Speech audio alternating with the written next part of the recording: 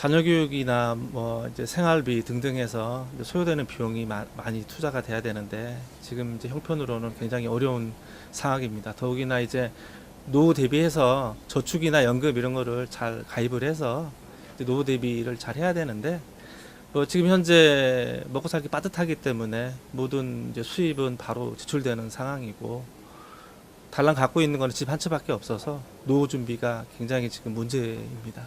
개인적으로. 예. 네, 개인연금도 준비가 되어 있지 않고 가진 게 집밖에 없는 분들. 어쩌면 뭐 대부분의 많은 분들이 이런 현실일 것 같습니다. 개인연금을 들려고 하니까 종류가 너무너무 많아요. 그 종류를 다 어떻게 컨설팅 받기도 참 어렵습니다. 교수님 어떠세요? 종류 많죠. 보험사에서 판매하는 거, 은행에서 판매하는 거, 증권사에서 판매하는 예. 거. 사실 개인연금은 본인이 결정하기보다는 전문 금융기관에 찾아가서 창구에서 깊은 상담을 좀 해서 한두 개씩은 가입할 필요는 반드시 있다고 봅니다. 네. 우리 40대 연대 설계에 대해서 한번 여은봉 교수님께서 한번 말씀해 주셨으면 좋겠습니다. 40대면 한참 돈 나갈 때죠. 아이들 뭐 중학교 좀 빠르면 늦으면 초등학생들 아니겠어요? 따라서 사실 저축연금 뭐 필요성 느끼지만 돈이 없습니다. 자기 월급 받아서 다 쓰기 바쁜 형편이죠. 지금 아까 인터뷰하신 그분 같은 경우에 사실 집 한 채뿐이 없다 그러는데 제가 볼 때는 상당히 부러운 상태예요. 40대 집 한 채 있다. 이거 예. 굉장히 드문 케이스입니다. 물론 저 집이 100% 자기 돈이 아닐 거라고 생각하는데 부채도 좀 은행 대출도 끼워서 사셨을 것 같은데 맞는 얘기인 것 같아요. 집 한 채 있으면 사실 노후 대비는 걱정 없다라고 저는 생각합니다. 네. 왜냐하면 우리나라 그 주택연금 제도가 전 세계에 없는 큰 제도를 갖고 있어요.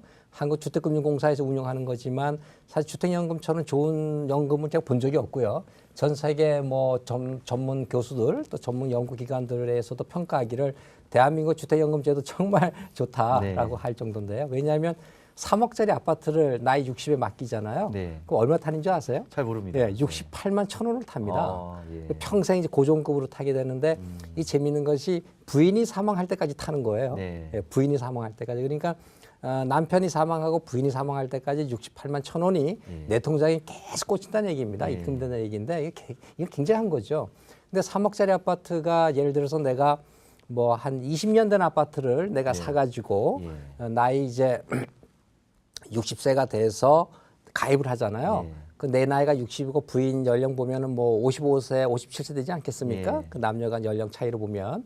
그럼 부인이 사망할 때까지 한 40년 남았단 말이죠. 통상적으로. 그러면 이 집이 부인이 사망할 때까지 68만 천 원을 타먹고 이 집이 나중에 이제 40년 뒤가 되니까 집은 한 60년 된 거죠. 20년 된 집을 샀으니까. 그러니까 이제 60년 뒤에 한국주택금융공사에서 이 집을 팔아서 이제 그동안 지급한 연금을 회수를 해야 되지 않겠습니까? 근데 문제가 이제 그거죠.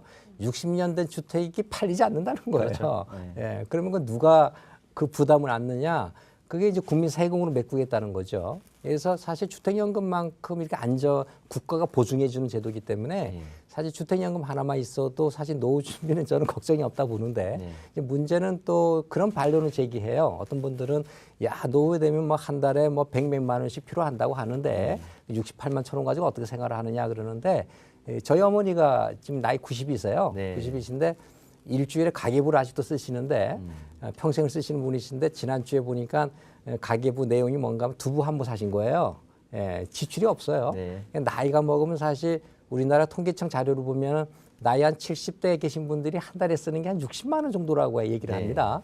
그러니까 노후가 되면 사실 우리가 누이비통 가방을 사겠습니까? 뭐 자동차로 운전하겠습니까? 사실 돈 쓸 데 없죠. 친구들 만나서 술 먹으려고 그래도 친구들 이미 다 죽어버리고 없고요. 그러니까 누구 만나서 대화할 사람도 없기 때문에 하루에 10,000원 쓰기도 바빠요. 사실 우리가 늙어서 걱정되는 거는 치매, 질병이에요. 그러니까 내가 사실 늙게 되면 치매가 오고 그러면 내가 아무리 재산을 많이 모으고 통장에 돈이 뭐 1억, 2억, 10억이 있어도 아무 소용없다라는 얘기죠. 사실 가장 중요한 것은 뭔가 하면 내 통장에 단 50만 원이더라도 내가 숨이 끊어질 때까지 내 통장에 50만 원이나 찍히게 만드는 게 중요한 거예요. 아, 예. 그런 관점에서 본다면 주택연금처럼 좋은 게 없고요. 네. 또 하나가 국민연금처럼 좋은 게 없고요. 또 하나가 아까 얘기하신 개인연금만큼 또 좋은 게 예. 없다고 봅니다. 그래서 네. 40대 정도 되신 분들은 너무 그렇게 걱정하지 마시고요. 예. 열심히 사시고 예. 또 이제 조금 지출 조금 줄여서 개인연금 정도 네. 단 10만 원이라도 가입을 지금부터 하는 것이 좋을 것 같아요. 그래야 이제 좋습니다. 편안한 노후를 좀 예. 짤 수 있을 것 같습니다. 예. 근데 그 주택연금 같은 경우가요.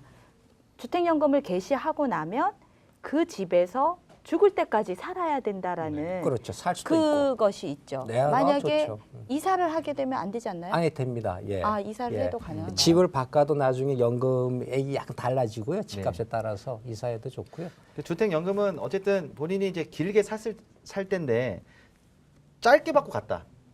그럴 때는 어떻게 되나요?